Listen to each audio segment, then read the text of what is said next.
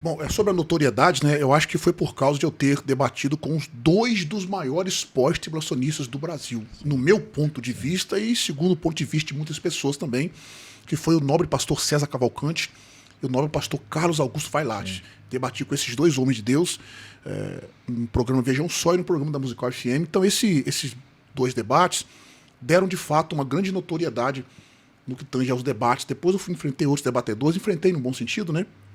Então deram notoriedade. Sobre os jovens ou as pessoas que estão virando pós-tribulacionistas, talvez esse é o meu ponto de vista, e o meu ponto de vista só viste de um ponto. Né? O ponto de vista é uma coisa e talvez nem todos podem concordar. Mas durante muito tempo, nós negligenciamos, e eu não quero generalizar, mas nós negligenciamos o estudo da escatologia.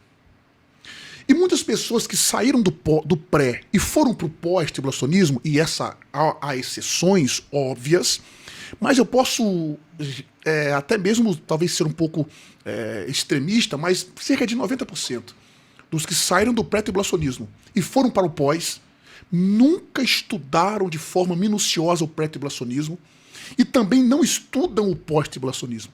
Eles não sabem o que é a escatologia de forma categórica.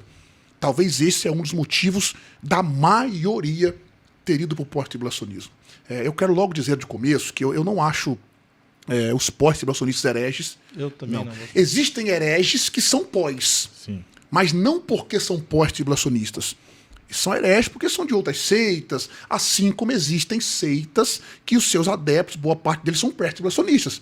Eu poderia citar, por exemplo, não vou nem citar o nome de seitas, mas existem seitas que acreditam no pós-tribulacionismo. Então, por exemplo, o fato de um pentecostal virar pós-tribulacionista, ele não se torna herege para mim. Para mim, o irmão Átila, não se torna herege, continua sendo meu irmão em Cristo. Porém, escatologicamente falando, eu não consigo ver uma outra visão bíblica que não seja o pré-tribulacionismo, principalmente se a pessoa for pré-milenista. Por que nós somos pré-milenistas? Porque interpretamos literalmente as escrituras.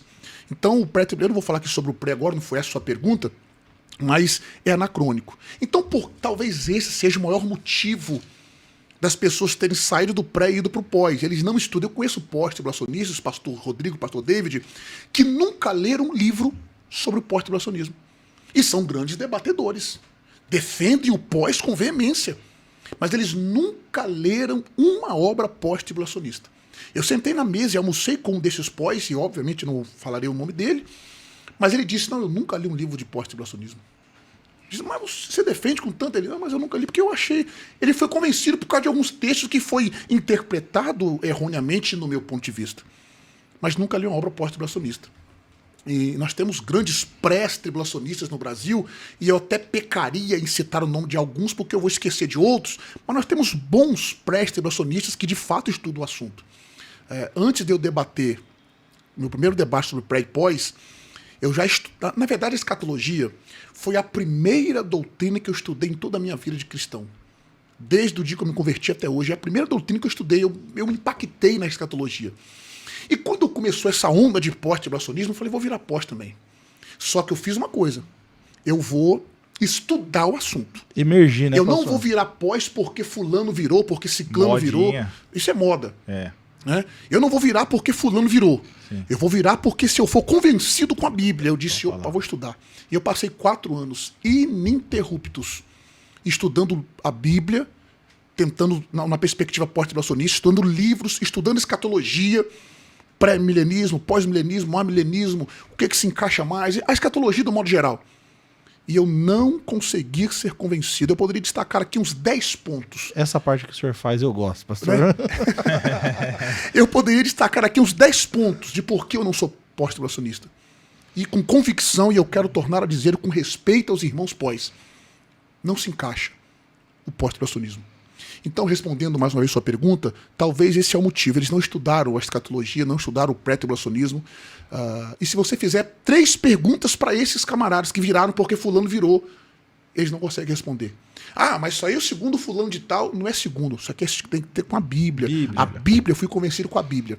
Ah, esse texto, vamos pegar o texto. Eu estava conversando com um pós-tribulacionista certa feita, um grande homem de Deus, lógico, mas ele diz, eu virei pós-tribulacionista por causa do texto de tal texto. Eu digo, vamos debater esse texto. Vamos abrir ele, Vamos né? abrir ele, vamos debater, escolha um programa, vamos debater esse texto. Não, mas vamos debater esse texto. E ele é um grande pós. Vamos debater esse texto. Ele disse, não, mas é porque ele virou, porque fulano virou. Porque ciclano virou, então virou uma moda.